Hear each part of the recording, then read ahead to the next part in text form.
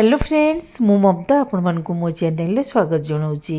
आशा करुच्ची आपण मैंने भिडटी को शेष पर्यंत देखिए बोली और जदि भिडटी भल लगे ताले वीडियो को लाइक शेयर सब्सक्राइब निश्चय करेंगे। ये जो लाल रंगर फूलटी देखुं यहाँ हूँ कुंजलता फूल। यही कुंजलता गछटी गोटे डालिम गछ मूल आपे आपे उठी डालिम गचरे आपे आपे माड़िकी फूल फुटुची। এইটি দেখুন এইটা হচ্ছে মোর গোटे সজনা গছ। এই সজনা গছটা বহুত বড় थिला। सजना गछटा गोटे टप भितर अच्छी आउ एई गछटी को 15-20 दिन तले यार डाल सब काटी देइथिली।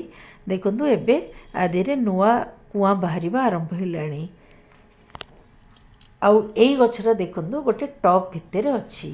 এইটা হচ্ছে মোর আউ গোटे सजना गछ। এই सजना गछर शाग बहुत सुआदिया और छुई भी बहुत सुआदिया। এই सजना गछर छुई लंबा लंबा साइज रो हुए।